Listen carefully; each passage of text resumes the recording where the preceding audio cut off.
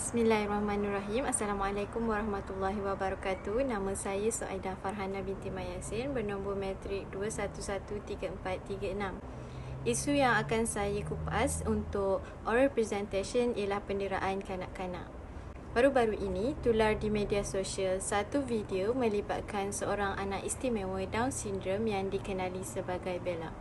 Kabarnya didera oleh pengasuhnya. Video itu mula ditularkan oleh seorang pengguna laman sosial Monadin yang menuntut hak pembelaan terhadap anak istimewa ini.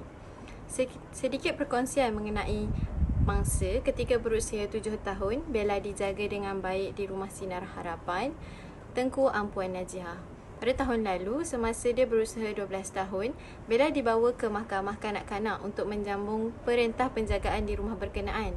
Ketika itulah Bella telah bertemu Siti Bainon yang merupakan pengasas rumah bonda.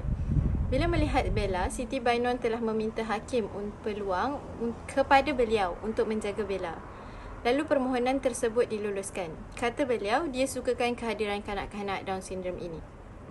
Sejak pada hari itu, Bella dibawa untuk menetap di rumah bonda daripada Julai 2020 hingga hujung Oktober 2020. Kerana Siti Bainon juga tinggal di situ.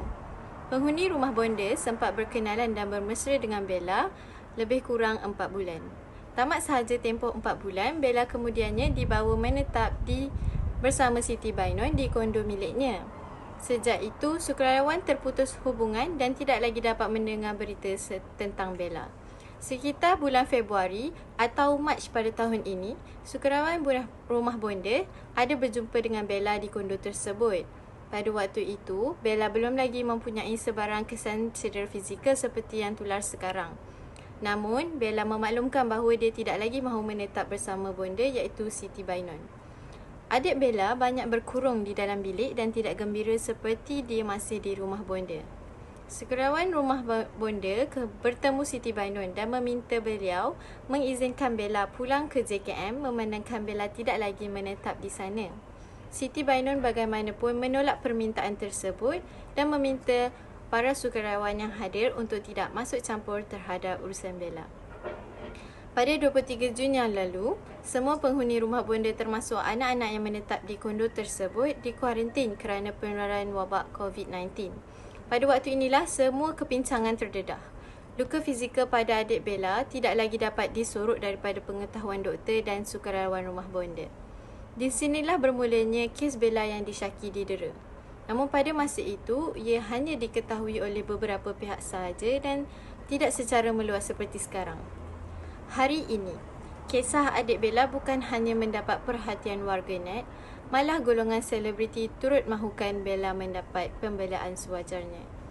Di antara selebriti yang menegakkan isu ini ialah Abi Abadi, Fizo Omar, Sharnas Ahmad dan Era Fazira. Masing-masing mahu si pelaku dikenakan hukuman setimpal setelah melihat keadaan Bella yang amat menyayat hati.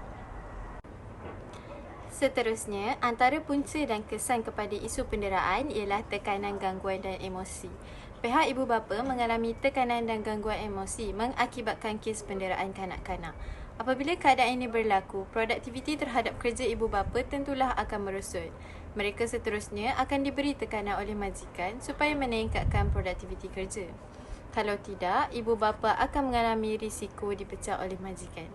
Dalam perjalanan pulang ke rumah pula, ibu bapa terpaksa menghadapi masalah kesesakan jalan raya yang akan menambahkan ketegangan mereka.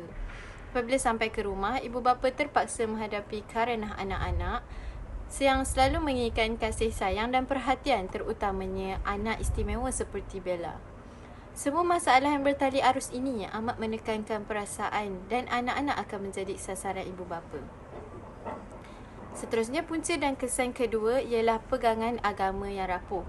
Memang tak dapat dinafikan kebanyakan ibu bapa ada memperoleh didikan agama. Walau bagaimanapun, tidak ramai di kalangan ibu bapa yang mengamalkan ajaran agama mereka. Keimanan ibu bapa pula akan menjadi tidak utuh akibat daripada penghayatan agama yang tidak kuat.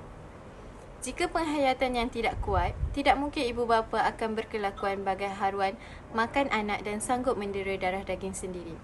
Sebagai orang dewasa, ibu bapa perlulah berfikir dengan alasan dan bukti yang nyata serta haruslah mencurahkan kasih sayang yang sewajarnya terhadap anak-anak. ibu bapa perlu mengetahui bahawa perbuatan melepaskan geram kepada anak-anak merupakan kaedah pengasuhan yang tidak tepat. Sesungguhnya, pegangan agama yang rapuh merupakan antara faktor berlakunya kes penderaan kanak-kanak.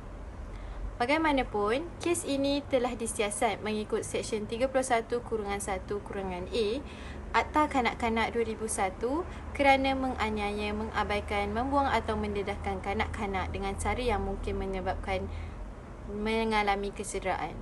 Jika sabit kesalahan, pesalah seperti Siti Bainon boleh dikenakan hukuman denda tidak melebihi RM50,000 Malaysia atau penjara yang tidak melebihi 20 tahun atau kedua-duanya sekali. Sekian dari saya. Terima kasih.